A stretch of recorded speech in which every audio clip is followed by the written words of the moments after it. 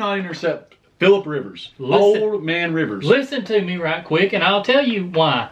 It's because our corners are still playing 12 damn yards off the receivers.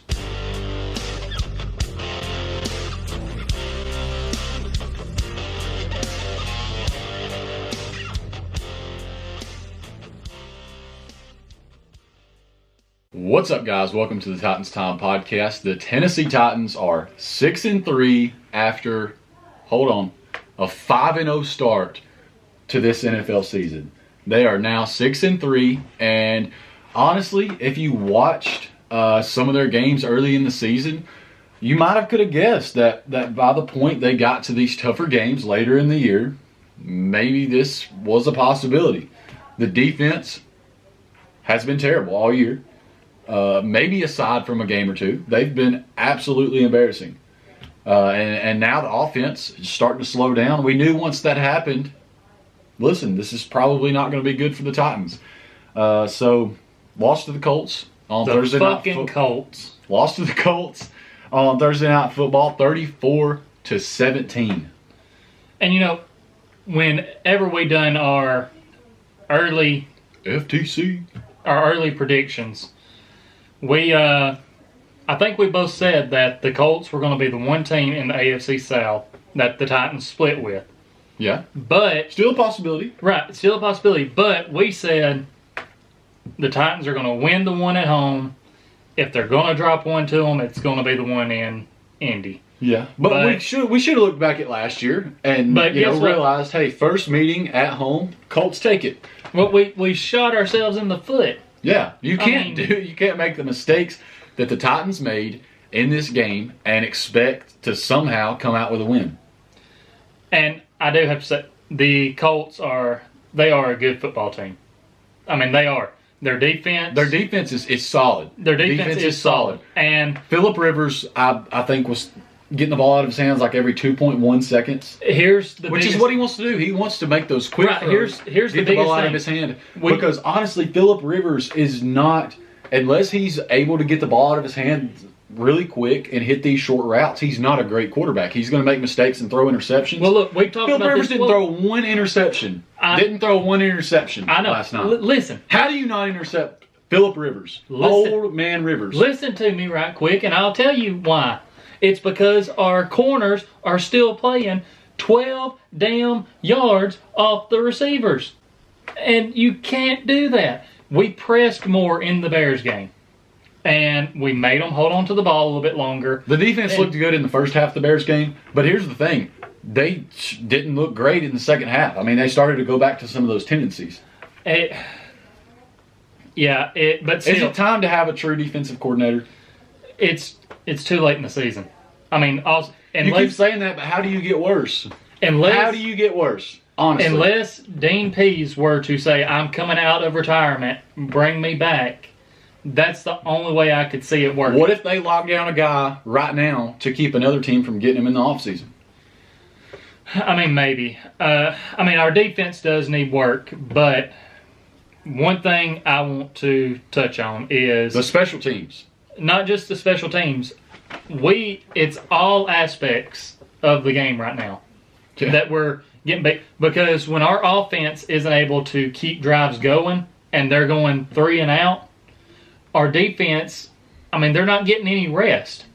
So they're having to come right back out there. Again, though, I want to go back to playing 12 yards off the ball. You cannot do that. I thought whenever we got rid of Jonathan Joseph, brought in Desmond King, granted, Adore's still not back. Adore, your ass better be back for the Ravens game. Come on. Don't rush my guy back like that. Don't listen. Look, what was his injury supposed to be before the season? A knee bruise? A knee bruise. Okay. Which can sometimes keep him. AJ Brown had a knee bruise, and he's been back playing. There can be different severities of a knee bruise. Okay, then why is he doing backflips and dancing in practice then? How is he able to do backflips, but he can't get out there and play? Maybe he aggravated it. Yeah, probably doing the damn backflip. Until I see Adore come in and play the way that Kevin Byard has been playing this season. Look, hang on. I'm not gonna. You're getting me off topic here. What I was gonna say is we're still. I thought whenever we brought in Desmond King, Malcolm Butler's been pressing probably the most out of all of our corners, and then Borders, he done good last week. Listen. For Borders, let me get my piece out here. God, I wish you would let me talk. Well, you always interrupt me, so let me get my piece out here. I don't know what kind of top end speed he has, but a lot of these 3rd and shorts and even 4th and short, we were giving the Colts perfect looks to convert. I mean, really, all they had to do was just a quick pass. Get the dump down to the running back or even to the receivers, because our guys are playing 12 yards off the ball on a 4th down. Okay, but let's talk about little dump downs to Nyheim Hines and, runs to Nyheim Hines that he was just taking for a 1st down, it seemed like every single time. That's because they kept hitting those quick, dump off passes to him. Like you said, Rivers was getting the ball out in 2.1 seconds. That was his average. On all of his pass attempts, I don't think any of them, I'll have to go back to where I had this stat at. 27 of his 39 throws come out in under 2.5 seconds, and this is per Mike Herndon. And his season average... Herndon. Put some respect on Herndon. Sorry, my bad. On the guy Herndon. Y'all know I have trouble with names. But his season average is 2.34. So we knew that he liked getting the ball out quick. I mean, his deep ball has been inaccurate. And I would rather take the chance of us coming up and pressing and making him throw that deep ball. And even if we get beat on it once, I would rather take that chance versus letting them just dump the ball off and create these long drives that just drain the clock, because then they hit you with these quick little dump-off passes, and then all of a sudden they throw in just a draw play where they hesitate for just a minute, hand it off, and everything's wide open. Our best defensive player right now is Jeffrey Simmons. With no question about without a doubt. And you could see some frustration from him last night. We've seen it on everyone we follow on Titans Twitter. Everyone is fed up with how far we're playing off. But just to add more context to this stat about how quick Rivers was getting the ball out, it's not just him that's done it against the Titans. 7 quarterbacks out of the 9 that we faced have gotten the ball out against us under their season average of how quick they're getting the ball out. It makes sense. We can't keep letting that happen. Makes a whole lot of sense. And again, our defense did not play the best last night, but I'm not just going to solely put the blame on them. And absolutely not, because now it's my turn to talk. And who in the hell made the decision to bring Mr. FedEx, Trevor Daniel, up for this game? We loved him. We loved him at the University of Tennessee. Great punter. Okay? But this guy single-handedly turned this game around. Yes, the Colts were beginning to gain the momentum. But he shanks it to the right, out of bounds for like a 17-yard punt. 15-yard punt. 15-yard punt. And then, and this is not all his fault. Not all his fault at all. This is completely on the left side. I believe it was Kalu and somebody else, maybe David Long. Yes, David Long. That it's also on them. I kind of feel like Daniel got the punt off a little slower than Kern would have, but you can't really compare him to Kern. No. But things were working with Ryan Allen. Why change okay, listen. When you have to replace a player, first of all, that's not something that you want to do in the first place anyways. You don't want to have to replace a player. Mm-hmm. When you have to replace them, if the guy that you replace them with works, why change it? Because according to Vrabel, what it come down to is what they seen in practice. A big factor of it was hang time. And even going back to last game where Allen was the one punting, we seen he was bombing the hell out of the ball. I mean, he was every punt was like over 50 yards. But it didn't have the hang time necessarily. I'll take it. But I would rather him be flipping the field position like that and getting the ball out quick. Now, like granted, you give an opportunity for the returner to take it back. You do, but I mean, but listen, Trevor Daniels had a hell of a lot of hang time on that 15-yard shank right off the right side of his foot. I mean, it's just. Listen, hey, I think the defensive line played pretty decent last night. They played all right. Jadeveon Clowney, now, I don't know. He may have, given up a lot of plays that, really don't show up through the stats. And a lot of the good plays that he had maybe don't show up through the stats. But he had some I'm not going to say game-breaking, but, plays that blew up the Colts' offensive play. I mean, he was in the backfield disrupting things a couple of times. I mean, Landry even got back there a couple of times. And hey, Landry's play early in the game was great. Yeah. Where he got in the backfield and stopped the run. But, I mean, I don't know. Something has to change. And listen, Gostkowski, do you think he has to go?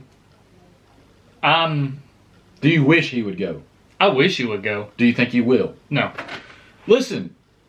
I don't see it happen. How do you keep missing these kicks? How? He's great if you get him over 50 yards. Well, he's going to make it every time. Except that one. Even when he's in the 30 to 39 yard range, he's 3 for 4 there. And let's break it down a little bit more. 20 to 29 yards, he's 1 for 2. 30 to 39, 3 for 4. 40 to 49, 2 for 7. That's awful. 50 plus, 6 for 7. Now, Grant, I know he's only had a couple kicks where he's been like 20 yards, like 20 to 29 yards. But I thought when you got closer to something, your chances were supposed to get a lot better. Layup versus a half-court shot? Right. And that's not happening. For him, it's give me that 3/4 of the court shot, and, I'm pretty close to money, but, you get me close, and I'm going to put it off the glass. These airballing layups. But since we're talking about the special teams still, I think the Colts knew after he shanked that one punt that he was going to take a little extra time. And they knew that they could bring pressure and possibly get to, because their pressure was getting close on that one that he shanked. Yeah. But let's talk about how the lack of kind of special teams play on the Colts side. They knew that if they could get it down to 4th and short, if we were to somehow be able to stop them on 3rd down, they were going to go for it on 4th and short. Well, here's the thing. The Titans, I just had this point in my mind that I was going to make it. The Titans have been so disgustingly bad on 3rd down. Teams, and 4th down, they gave up 3 of 5 on 4th down to the 60%. Colts. 3 of 5. And teams are just like, well, hell, let's go for it on 3rd down, obviously. And if we don't get it, just keep them out there for 4th down. Chances are we're probably going to get it eventually because this defense is going to give. Right. They are, I can't put into words how frustrating this team is. I agree. And we talked about it early in the season, how our defense was going to have to get fixed because our offense can't continue to do the things our offense that they were doing. Isn't always going to be able to keep putting. We'll get to the offense in just a moment. Yeah, but going back to what you were saying, 3rd down, we looked good again. We held them to 4 of 12, which would come out to what is it, like 30-something%, I believe. Run with it. Like 33%, something like that. Trying to do that math in my head right quick, and for some reason just went blank. But, that's good compared to what we've been doing. And, like I said, they knew 4th down. It's one out of 3, by the way. Yeah, so 33%. But they knew that when they got to fourth down, we were still going to be playing 12 yards off the receivers, and they could get a quick little hit.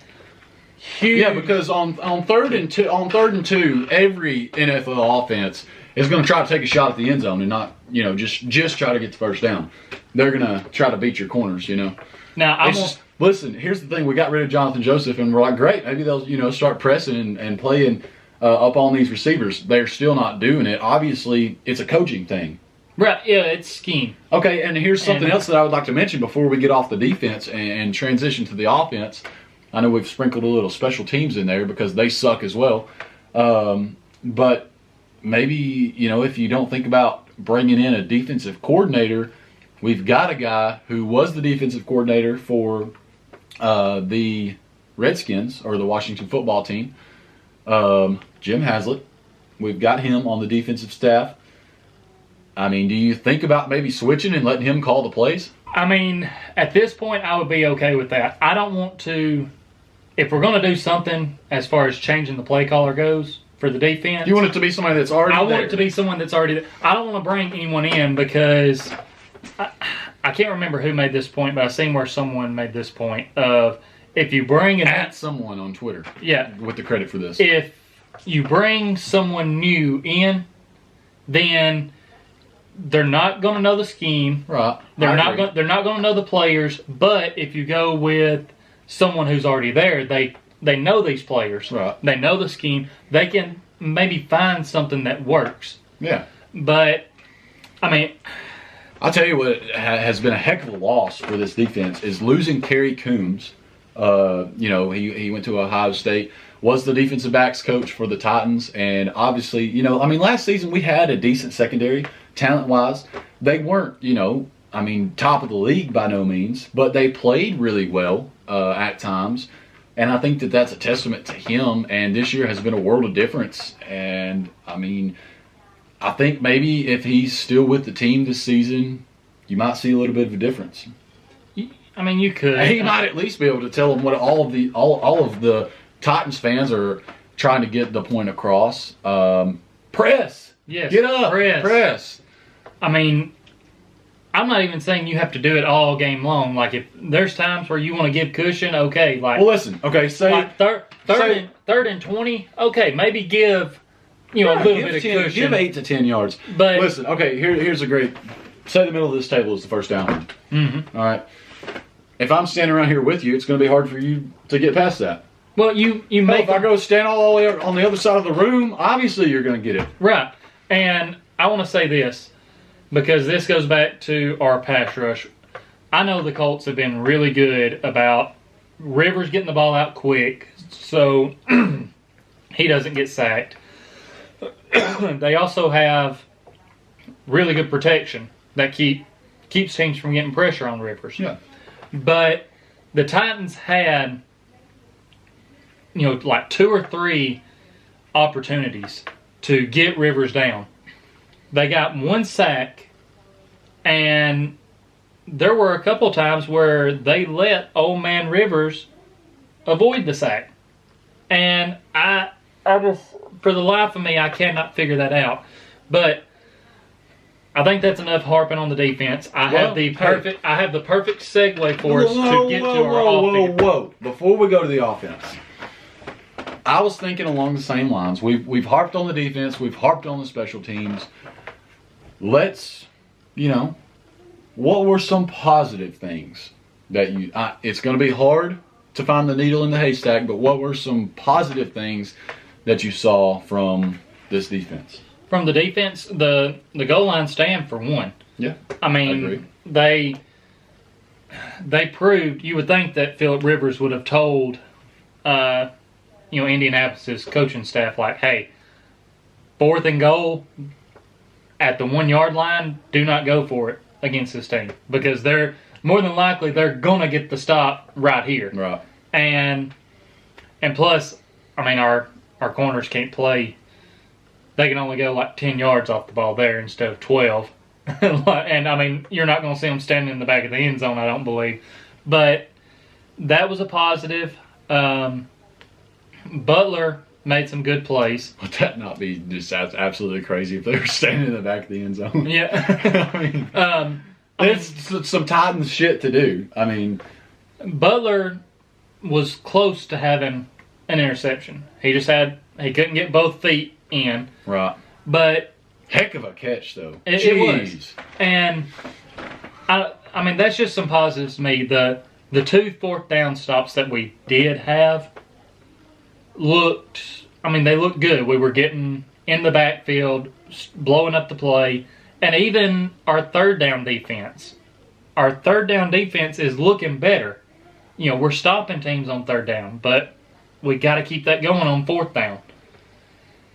But that is some positives to me. For me, a positive that I would add, to bring a guy like Breon Borders, and I know, he's had his fair share of, issues or things that he could do better or mistakes as he's played in these past couple or few games.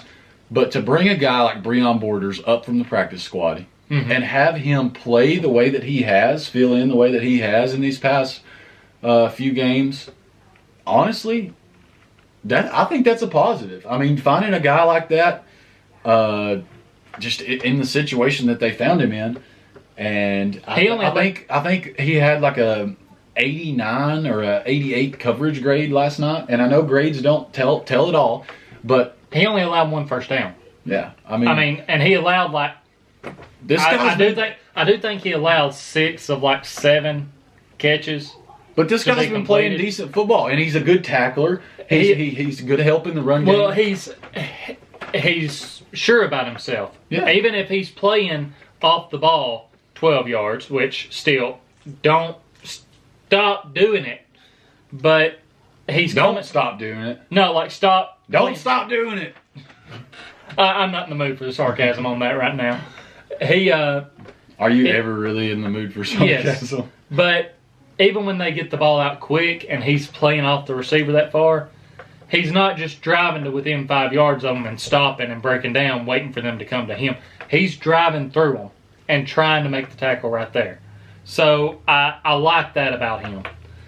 But now, I do want to slowly transition over to the offense. Slowly. And the reason I say slowly is because we've been harping on the defense, and granted, they're giving some stuff up, but our defense is out on the field so much. We have not been winning the time of possession battle, and we have to get back to where we're winning that. And there were so many times where we were asking a little bit too much from our defense, I feel like, because we get the goal line stop, and we go 3 and out, shank the punt. And then we put them in a situation where the Colts have the ball in our territory. Exactly. And they just come off the field, didn't get to rest much, they're right back out there.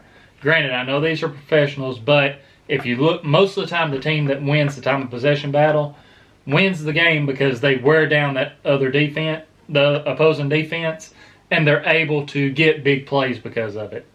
So, we put them right back out there then. We get the ball back. We go 3 and out. And that one gets blocked. And the defense didn't even have a chance. Yeah, the defense didn't have a chance on that one. But at that point, momentum had swung to the Colts. Oh, it was over. It was over. So, but then going back to the first quarter, our defense. Granted, the first 4th down the Colts had that they went for, they got it. But they get in our territory. I guess they didn't want to kick the field goal at the time. I don't know if they were really in range. We get the stop. Listen, the defense held up pretty well. I mean, first and second quarter, being up 17-10 in the second quarter, I believe, is not a bad place to be. Here was one of the big turning points in the game, I feel like. We get that stop on 4th down in the first quarter. Tannehill stands in the pocket, takes a shot from, I believe it's Buckner. Just a beautiful pass to A.J. Brown along the sidelines. He has Xavier Rhodes beat. I mean, it's right where it needs to be, coming over the shoulder, into his hands, and he drops it. And he had 2 or 3 chances to bring that ball in. It was a for sure touchdown. Oh, yeah. And you're talking about at that point, the game would have been 14-0. And I believe that could have completely changed this game, because if you get up 14-0 on this Colts offense, more than likely Rivers is not going to keep doing his little dump down passes. He's going to think, okay, we're down 14-0. I'm going to have to start pushing the ball a little bit more downfield. I really like and that's where I we really could have like made you a did mistake. it in the podcast last week and you're doing it now. You go inside the head of these guys. I mean, you're like he's like, okay, I got to do this. Well, I mean, do you not think that that's what he would do in that situation where he tries to maybe get too greedy? Even he may dump it down for most of the drive, but then he might get greedy because he's like, all right, we need a score right here. Yeah. And that could lead to a mistake. So we had that drop. Brown had another drop late in the game. Probably could have called a face mask on the defender, because he did grab the face mask when Brown went to turn for the ball. But he got both hands on it. And we seen drops last week against the Bears. Seen drops this week against the Colts. We have to be better than that. I say the pass catchers did not have a good game whatsoever. If I'm picking a weak point of the offense, they were not great. And they weren't great against the Bears. I mean, we talked about Tannehill's completions, or his completion percentage even against the Bears. And the point that we made is, listen, he probably could have been, that probably could have been boosted a little bit if his receivers caught the ball. It could have. Now, this game, there were some other guys that dropped passes, but at the same time, I don't know if on all of them, I feel like on some of these passes, Tannehill had a little bit more time and could have went through more of his reads. But there were a couple times where it seemed like he locked on a guy, like he knew before he ever took the snap he was going to this guy, and the guy would be covered up. I mean, a defender right there, and he would try and force it in there, and the ball would get knocked down. And, you could look, me watching on the TV, which I know that's different than being on the field, experiencing it. But I'm going to put some blame on Tannehill as well, because there were a couple times if he would have just went through his progressions a little bit more, there was a guy open that he could have hit instead of locking on that one.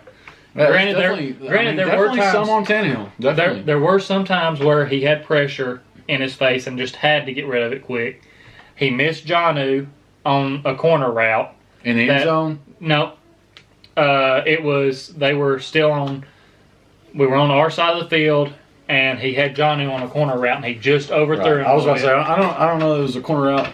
No. I thought you were talking about it in the end zone, because I was about to say, listen, Jonnu led up on that one. He should have been in a better position to catch it. I don't know if it was in his reach, but he should have been another step or two in a better position to catch that ball in the end zone.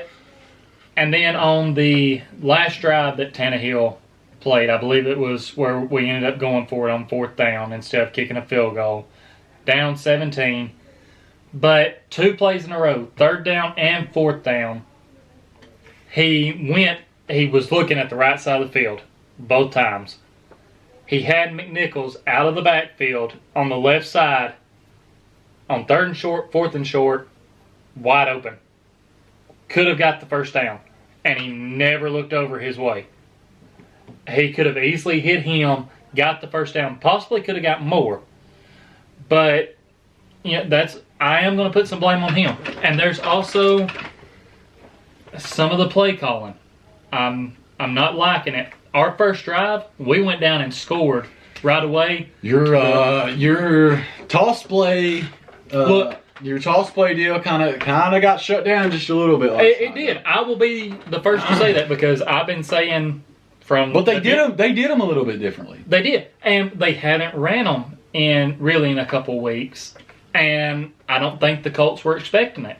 But, the first several weeks when they were running it, it was not working. But things did open up against the Colts a little bit, and we got some good runs from the toss play. But I liked the play to Foreman for the touchdown. Yeah. I mean, that was a good play call. Jonnu's touchdown. I like that play call. No one was expecting him to come back across, get the ball, and he had wide open field going to that side. But Derrick Henry was having success last night. Yeah. 19 for 103. 19 for 103, averaging 5.4 yards per carry. And look, and they have a good run defense. They're just playing a good game. He's the first rusher this year to go over 100 yards, for over 100 yards on the Colts. Actually, just to break that down even more, in the last 40 games, I believe the Colts have only, and you can check me on this, I could be wrong, but I believe it's the last 40 games, the Colts have only allowed just twice for a player to go over 100 yards on them rushing. Both times, it's been Derrick Henry. So, you're feeding him the ball, and it's working, and he's wearing this defense down. And then we go away from him. I know near the end of the game, we were down 17. They went away from him. But, 19 carries. And this season, his carries have not been what I was expecting. Just running through this right quick. The Denver game, 31 rushes. Then 25, 26, 19, 22, 20, 18, 21, 19. It feels like he's on a snap count right now. I know some of the games we were in situations where we had to pass more. Because we got behind. Right, but he was off the field. The defense just had to screw it up and get us behind. Get him back to 25 to 30 carries per game. Because when he is out there and moving the ball like he was last night. Could have easily went for your 125 from your bowl prediction. Probably could have went for my 150 had he had closer to 30 carries. Possibly. And that's the thing. We are getting away from what has worked for us, which is feed Henry the ball, control the time of possession. Like, I know last year against the Chiefs in the playoffs, we got in a situation where we weren't able to get in that shootout mode with them. Like, we had been controlling the clock, doing our thing. Wasn't really just high-scoring games. And then when we got in a shootout situation, we couldn't match teams.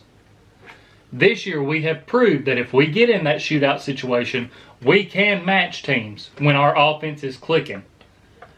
But unless you have to do that, feed Henry the ball and control the time of possession. Just control the game. Really. And that is because when he's wearing down defenses, it's not just helping him possibly break a big run. If he's making these defensive backs come down and have to hit him, they're hurting, they're getting more tired, using a lot of energy to get him down. Our receivers can be more physical with them. They can get open easier because they're able to get a better release off the line.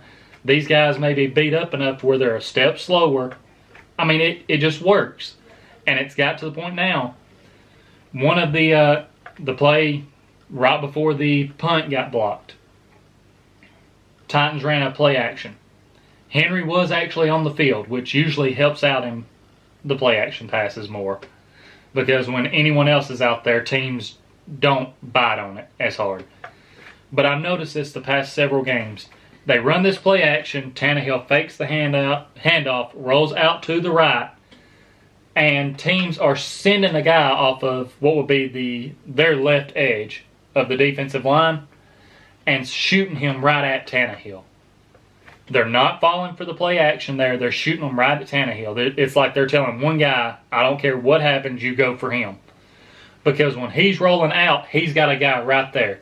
And if he doesn't make that guy miss, then, he gets sacked. But if he happened on the sack last night. Right, that's what I'm saying. He got tripped up. He almost made the guy miss. If he could have got his foot out, he probably could have made something happen. But that's what I'm saying. Teams they're looking at this on film and they're saying, okay, when he's rolling out to the right there, don't fall for that play action. You go for him. It's kind of like with when the read option was becoming real big. Teams were getting beat by it, and then they finally said, okay, no matter what, I want you to attack the quarterback.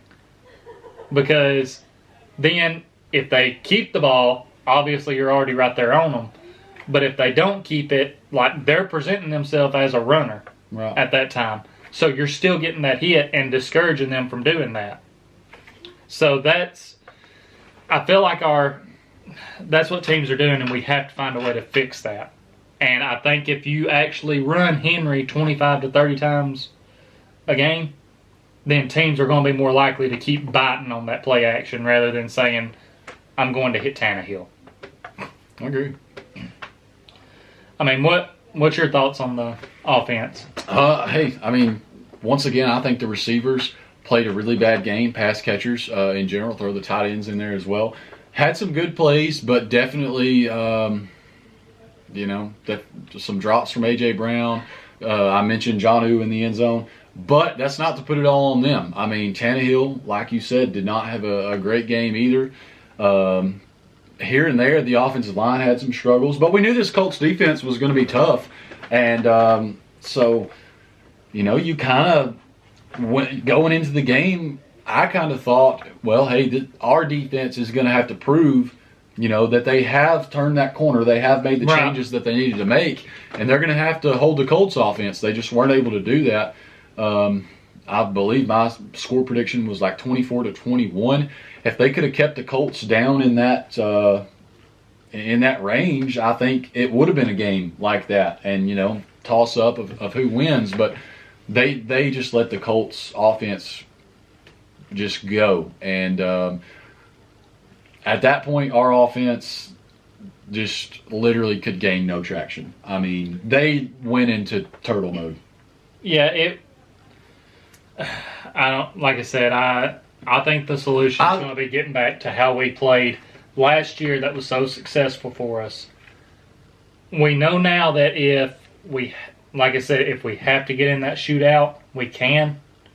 But don't go into the game thinking we're going to make it a shootout. Help your defense out by having these long, drawn-out drives. Get up to the ball. Don't snap it till about 1-2 seconds left. Run Henry and just keep feeding him the ball.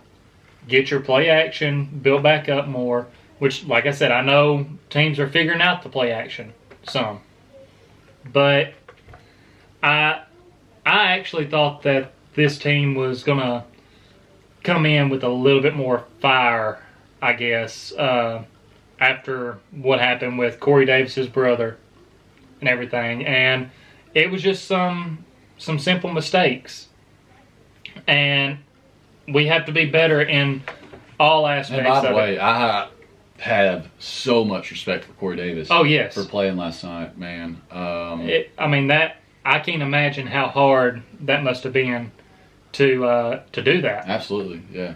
And, obviously prayers up for him and his family.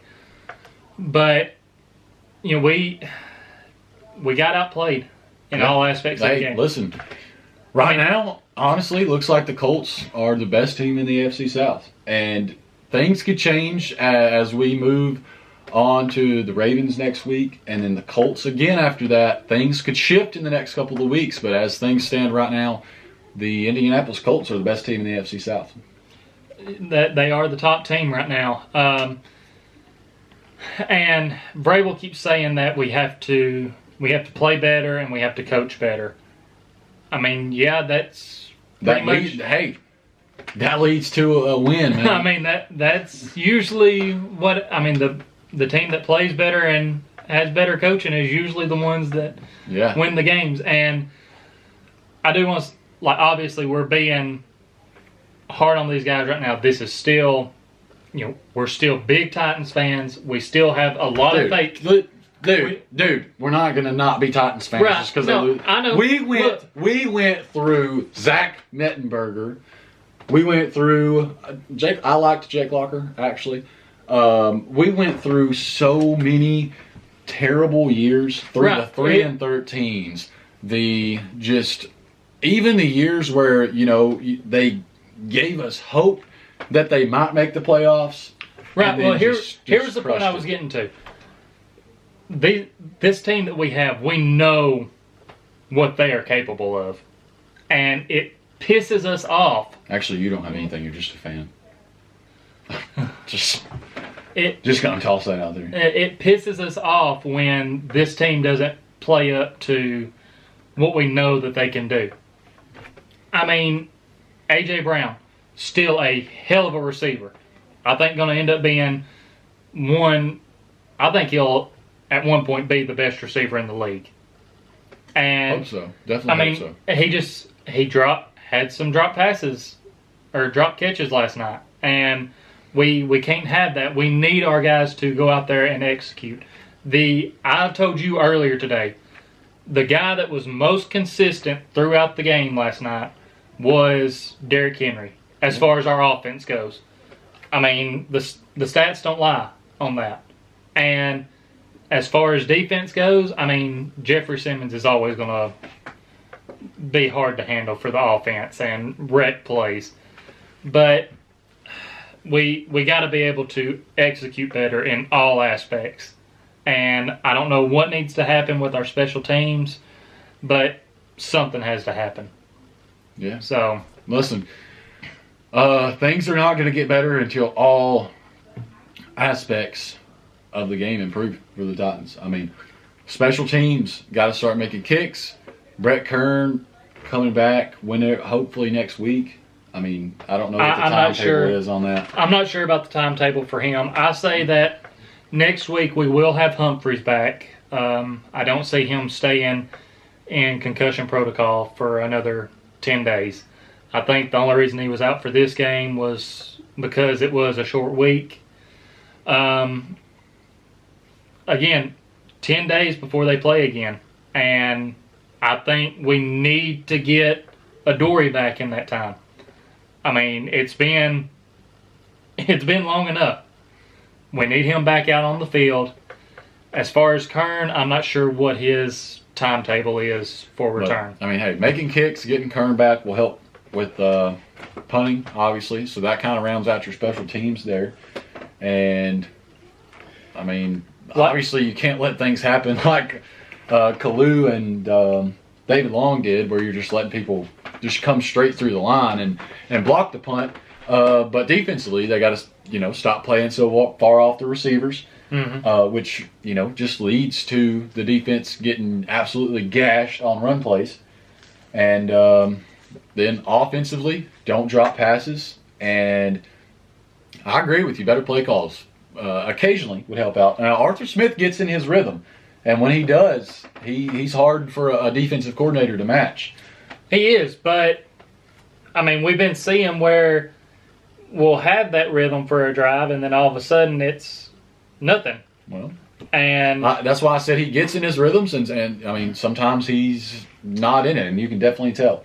I mean, that's when he starts to string together these 3 and outs and things like that. Well, and there's been drives over the last couple games where I feel like Derrick Henry has gotten going. Like, he's gaining a good amount of yards per attempt. He's starting to wear down the defense a little bit, and then all of a sudden he gets pulled. And he's over on the sidelines, and we'll have a drive that's been going good, and he's moving the ball for us, and then all of a sudden take him out, and the drive stalls out. And we can't keep letting that happen. Even if there's times where I feel like if Henry would be out there just as a decoy, I mean, the defense has to focus on him because he is such a weapon for us. But the team just needs to regroup, get things figured out over the next 10 days. And because, like you mentioned, we have a tough couple games coming up. We got the Ravens, and then we face the Colts again. And we need to win that one in Indianapolis. Because, like, if we want a chance to win the division and possibly keep working up for maybe that first round bye, which is going to be a little bit hard to get to right now, I still want that better seeding so we can have a home playoff game. So they need to win the AFC South, and in order to do that, they're going to have to beat the Colts. Because with how this Colts team is playing right now, I don't know that they're going to drop another one to the Jaguars. And they played the Texans twice in, I think the next 4 weeks. And, Texans could get hot, though. They might. I think You're underestimating the Texans, man. Deshaun Watson I think can do some things. I think at worst they may split with the Texans. At worst. But I think there's a good chance that they could sweep the Texans. So, that game's going to be really important to us. I actually think the Colts split at best and possibly drop 2 to the Texans. Well, we'll agree to disagree on that. But, yes. if I had to pick, just if we were only able to win one of the next 2, I got to go with the Colts game. Yeah, I agree. Just because it's that division game. But, yeah, I'm pretty sure like most Titans fans, we were both pissed off last night. I've still been pissed off today about how that game went. Like I said, I'm not going to take anything away from the Colts. I'm going to acknowledge that they're a really good team. Do I feel like we shot ourselves in the foot? Yes. On a couple of things. But they outplayed us, and they earned the win last night. So now we're going to shift our focus onto the Ravens, and hopefully our guys can regroup and get back on track. Hope so. That's all that we've got for this Titans versus Colts game reaction video. Make sure that you check us out on social media. On Twitter, Titans_time. On Instagram, Titans Time Podcast. You're on the YouTube. Tyler will tell you what to do here. Tell you what to do here in just a moment.